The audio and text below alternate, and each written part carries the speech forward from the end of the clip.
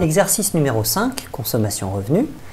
Donc ici on a un consommateur qui a une fonction d'utilité qui est égale à 2xy plus 3y, sachant que x et y sont les quantités consommées des biens x et y, que p et q sont les prix unitaires de ces biens. On demande de déterminer par la méthode du Lagrangien les fonctions de demande, d'identifier la fonction de consommation revenu. On donne ensuite des valeurs pour les paramètres revenu, prix du bien X et prix du bien Y.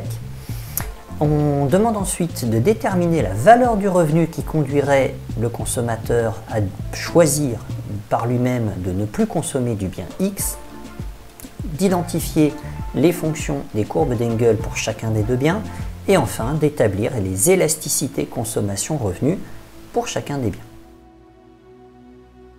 Le programme du consommateur s'écrit donc maximiser l'utilité qui est égale à 2xy plus 3y sous contrainte de revenu qui s'écrit ici P de x plus Q de y. Pour résoudre ce programme, l'énoncé nous impose de passer par la formule du Lagrangien. Alors le Lagrangien s'écrit de la manière suivante, on va avoir la fonction d'utilité qu'on reconnaît ici, plus le multiplicateur de Lagrange multiplié par la contrainte de budget ramenée à 0. Donc ici, en fait, on a tout isolé, on va dire, cette écriture en mettant tous les paramètres à gauche et en égalisant ça à 0 et on obtient du coup R moins Pxx moins Qy.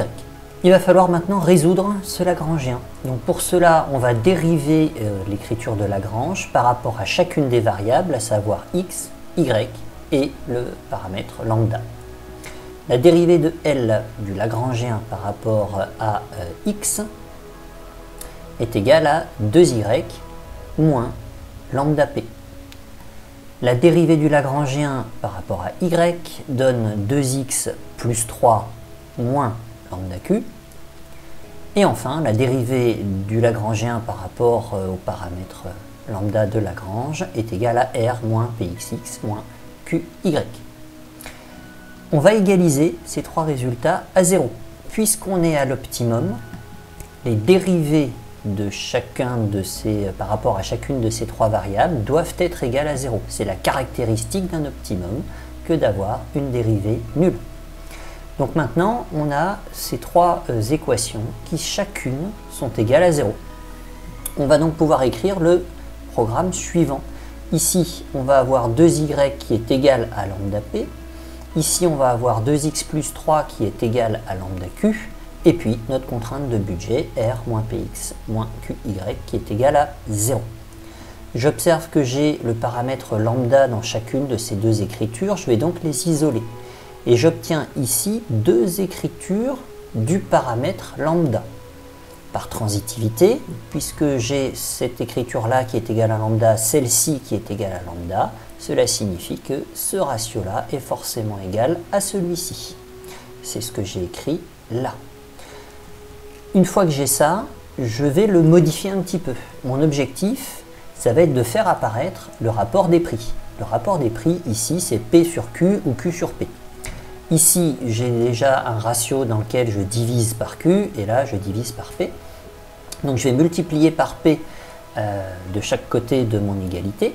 Et puis ici, je vais diviser par 2x plus 3, ce qui me permet d'écrire que 2y sur 2x plus 3 est égal au rapport des prix P plus Q. Pourquoi est-ce que j'ai souhaité faire apparaître ce rapport-là? Parce qu'en fait, ce Lagrangien va me permettre de trouver la valeur à l'équilibre. La valeur à l'équilibre, en fait, on l'a déjà calculée plusieurs fois dans les exercices précédents. Je sais qu'on est à l'équilibre lorsque le TMS est égal au rapport des prix. Donc en fait, ce que j'ai écrit juste auparavant, 2y sur 2x plus 3 est égal à P sur Q, ben c'est tout simplement le fait que le TMS est égal au rapport des prix.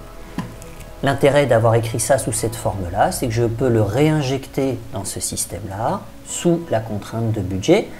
Ensuite, je fais un petit peu de mathématiques. Donc l'idée, ça va être d'isoler ici une écriture de y, Cette écriture de Y, je la remplace dans ma contrainte, ce qui me permet ici d'avoir une contrainte qui va s'écrire uniquement en fonction de la variable X. Je simplifie un petit peu mon écriture et j'obtiens in fine que X s'écrit sous cette forme-là. Une fois que j'ai ça, qu'est-ce que je peux en faire? Eh bien, je peux réinjecter la valeur de X. Alors, je vais aller un petit peu plus loin, pardon. Je l'ai mis sous un même, une fraction unique ici, sous un même dénominateur. Une fois que j'ai ça, je peux le réinjecter dans l'écriture de Y, puisqu'ici j'ai un X. Donc, c'est ce qui est fait là. Je réinsère cette écriture-là à la place de Y. Je refais un certain nombre de simplifications. Et ces simplifications me permettent d'aboutir à l'écriture de Y. Et donc j'ai bien obtenu X étoile en fonction de paramètres R et P, et Y étoile en fonction de paramètres R, P et Q. Alors est-ce que dans le cadre de cet exercice, il peut y avoir une solution en coin? C'est ce qu'on va vérifier. Pour qu'il y ait une solution en coin, il faut que X étoile et ou Y étoile puissent être égales à 0. Alors, dans le cadre de Y, je vais peut-être commencer par ça, je vais avoir 2R, R est forcément positif, plus 3P, P est forcément positif, divisé par 4Q, ce qui est forcément positif. Ici, ce sont des prix, c'est positif ou nul. Là, c'est un revenu, c'est positif ou nul. Donc, cette écriture-là, en fait, elle n'est égale à 0 que si le revenu est égal à 0 et chacun des prix est égal à 0. Une économie dans laquelle le revenu est égal à 0, chacun des prix est égal à 0, c'est une économie qui ne fonctionne pas, qui n'existe pas. Et donc, on ne peut pas avoir de solution en coin, ça ne fonctionne pas. Par contre, quand je regarde l'écriture de X étoile, ici, je repère un signe moins. Donc, ça veut dire qu'il faut regarder s'il est possible que cette écriture-là soit égale à 0. Ça peut être égal à 0 si 2R moins 3P est égal à 0. Autrement dit, ici, j'ai une solution en coin si 2R moins 3P est inférieur ou égal à 0. J'isole R. Donc ici, R va être inférieur ou égal à 3 demi de P. Si le revenu est inférieur à 3 demi de P, alors l'individu décidera de ne pas consommer du bien X. Et donc, on aura bien une solution en coin. C'est ce qu'on écrit ici. Si le revenu est inférieur à 3 demi de P, alors la consommation en bien X est égale à 0. Et donc le consommateur utilise la totalité de son revenu pour acheter du bien Y. Donc la quantité de bien Y qu'il va pouvoir acheter, c'est R divisé par le prix de Y, qui dans cet exercice est égal à Q. Dans la troisième question, on nous interroge sur la courbe consommation-revenu. Donc je reste un instant sur l'ensemble des calculs qu'on a déjà réalisés, et je vais chercher dans ce que j'ai écrit, une écriture de un des deux biens, soit X, soit Y, en fonction de l'autre. Et donc, c'est ce que je repère ici. Ici, j'ai bien Y en fonction de la quantité consommée X. Donc, ceci est l'écriture de la fonction consommation-revenu. On retrouve donc cette écriture-là et on va essayer de l'écrire différemment pour voir à quoi elle ressemble. Alors, en tête, on a l'idée que notre courbe consommation-revenu peut être une courbe ou peut être une droite. En fait, on va vérifier si on peut l'écrire de fonction affine. Pour faire cela, eh bien, je vais scinder cette fraction en deux fractions et je vais la simplifier. Et ici, j'obtiens PQ de X plus 3P sur 2Q. Ça, c'est un paramètre. Une fois que je connaîtrai la valeur de P et de Q, j'obtiendrai un chiffre. Et puis ici, j'ai une variable X et là devant, j'ai une valeur, là aussi, qui est donnée par le rapport des prix, P sur Q. Donc ici, j'ai le rapport des prix X plus une constante. Donc on a bien quelque chose qui est de forme affine et qui donc sera représenté par une droite, avec comme coefficient directeur P sur Q. Si on tient compte de la solution en coin, comment s'écrit notre réponse? Eh bien, si le revenu est inférieur à 3 demi de P, alors eh bien, la quantité consommée en Y sera de R sur Q. Si par contre le revenu est au-delà de 3 demi de P, alors la quantité consommée sera égale à P sur QX plus 3P sur 2Q, c'est-à-dire la courbe consommation-revenu. Il s'agit là encore d'une droite. L'exercice nous fournit maintenant des valeurs pour les paramètres. Donc on sait que le revenu est égal à 150 et on connaît le prix qui est égal à 12 et on connaît le prix du bien Y qui est égal à 21. On va pouvoir écrire un certain nombre de choses. Première chose, il faut qu'on sache si on est dans une situation où on a de la consommation du bien X ou pas. Pour cela, pour qu'il y ait consommation du bien X, il faut que le revenu soit supérieur à 3P sur 2. C'est ce qu'on a identifié auparavant. C'est ce qu'on va vérifier. Le revenu d'après l'énoncé est égal à 150. 3P sur 2, ça fait combien? On sait que P est égal à 12. Donc ça fait 3 fois 12 sur 2. Donc 36,5, ça fait 13. Le revenu qu'on utilise est bien supérieur à 13. Donc ça veut dire qu'on est dans une situation où le consommateur va consommer à la fois du bien X et du bien Y. On n'est pas dans le cas de la solution en coin. Par conséquent, on va utiliser ces résultats-là. On va donc avoir une quantité de bien X qui est consommée qui est égale à 2R moins 3P sur 4P. Et puis une quantité de bien Y consommée qui va être égale à 2R plus 3P sur 4Q. On remplace le revenu par sa valeur, 150, P par sa valeur, 12, et Q par sa valeur, 21. On obtient alors que X étoile est égal à 11,5 et que Y étoile est égal à 4. On peut écrire également l'équation de la courbe de consommation-revenu. Ici, on connaît P et Q, donc 12 et 21. Et puis on connaît, c'est tout, on n'a besoin que de P et de Q. Donc on peut remplacer dans cette écriture, on obtient 4 septièmes de X plus 6 septièmes. Quelle est la valeur du revenu qui inciterait le consommateur à ne pas consommer du bien X? On a vu par notre étude précédente que le bien X n'est consommé que si le revenu est supérieur à 3P sur 2. Dans l'hypothèse où le prix est égal à 12, eh bien le revenu doit être au moins égal à 3 fois 12 sur 2, c'est-à-dire 18. Donc si le revenu est égal ou inférieur à 18, le consommateur ne consomme pas du bien X. Lorsque le revenu dépasse 18, le consommateur consomme le bien X. On détermine ensuite les courbes d'Engel. Alors pour déterminer les courbes d'Engel, en fait on cherche dans le cadre de prix fixé et par contre dans le cadre d'un revenu qui lui va varier, quelles sont les quantités consommées. Donc quelles sont les quantités consommées d'un bien? On a déjà une écriture mathématique qui nous permet de répondre à la question, ce sont les fonctions de demande. Donc ici on reconnaît la fonction de demande en bien X qu'on a identifiée dans la première question. On va se mettre dans une situation où R est une variable, le revenu va changer. Par contre, le prix ou les prix, eux, vont être fixés. On connaît le vecteur prix. Alors, le vecteur prix qu'on nous a donné dans l'exercice, c'est P égale 12, Q égale 21. Donc ici, on n'a qu'une référence au prix P. Donc je le remplace par sa valeur. Et donc, j'obtiens cette écriture-là. Donc si le revenu est supérieur à 18, on a vu que c'était le revenu qui déterminait s'il y avait une solution en coin ou pas. S'il n'y a pas de solution en coin, la quantité de bien X qui va être consommée va être égale à R sur 24 moins 3 quarts. Et donc ça, c'est l'écriture de la courbe d'Engel. Si jamais le revenu est inférieur à 18, alors on est dans le cadre de la solution en coin et alors il n'y a pas de consommation du bien X.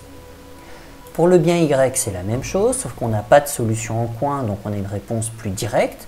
Quelle que soit la valeur du revenu, la consommation de bien Y s'écrit sous cette forme. Ça, on l'a obtenu dans la question 1. On va faire la même chose, on va considérer que P et Q ne sont plus des variables, mais des paramètres fixés.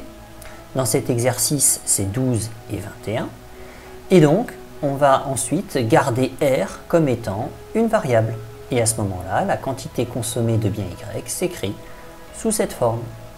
Dernière question, on cherche à calculer les élasticités consommation-revenu. Donc en fait, ce qu'on cherche, c'est à classifier les biens et à voir s'il s'agit de biens de luxe ou de biens de première nécessité en fonction d'un caractère, d'un paramètre calculable, à savoir l'élasticité consommation-revenu. Alors l'élasticité consommation-revenu est par définition égale à la dérivée de la fonction de demande du bien par rapport au revenu, multiplié par le revenu divisé par la fonction de demande. Il reste à simplifier cette écriture. Pour cela, j'extrais le revenu R. Ici, cette fraction va donc donner 1 sur 2R moins 3P sur 4P. Et donc je vais prendre l'inverse de cette écriture-là, et donc cela va donner 4P sur 2R moins 3P. Donc ici, 2 sur 4P n'a pas bougé. Lui, je l'ai sorti de cette écriture-là et j'ai pris l'inverse ici de ce ratio. Je vais ensuite regrouper tout ça pour mettre sur un même dénominateur. Donc ici, je prends 2R sur 4P. Pour le moment, ici, je n'y touche pas. Et maintenant, je vais pouvoir faire quelques simplifications. Je vais pouvoir simplifier par 4P ici et là. Et donc, il va rester 2R sur 2R moins 3P. Alors, cette élasticité s'écrit sous cette forme. Ça, par rapport à 1, c'est où? On sait que si c'est supérieur à 1, eh bien, ce sera des biens de luxe. Et on va s'apercevoir qu'effectivement, lorsque le revenu est supérieur à 3P sur 2, donc 3P sur 2, c'est la limite pour ne pas avoir de solution en coin, et bien effectivement, l'élasticité consommation revenu de ce bien-là est supérieure à 1. Alors pour le vérifier, on peut le tester tout simplement. Donc ici, j'ai pris R qui est égal à 4P sur 2. 4P sur 2, c'est bien supérieur à 3P sur 2. Et lorsque ici, vous remplacez R par la valeur 4P sur 2, eh bien, vous obtenez bien quelque chose qui est supérieur à 1. Hein, donc ici, ça fait 4. Vous pouvez prendre ici n'importe quelle valeur, tant qu'elle est supérieure à cette valeur-là.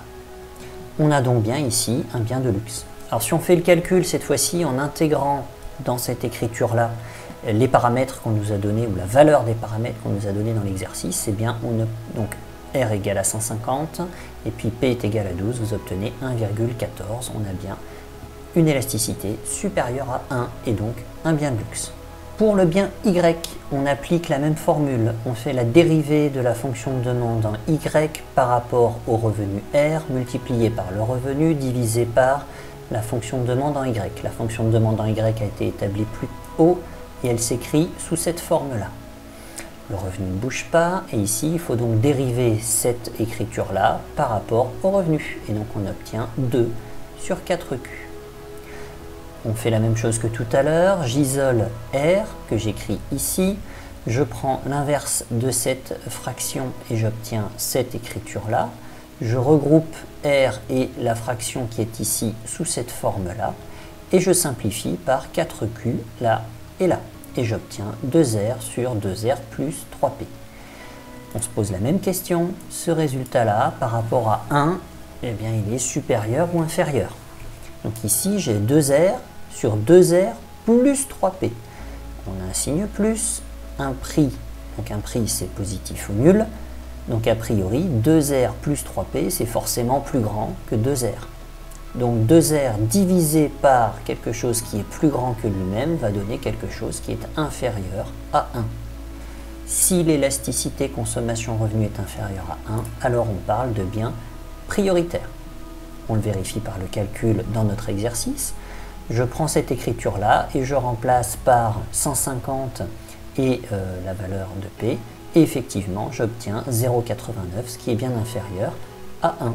On a donc bien un bien prioritaire.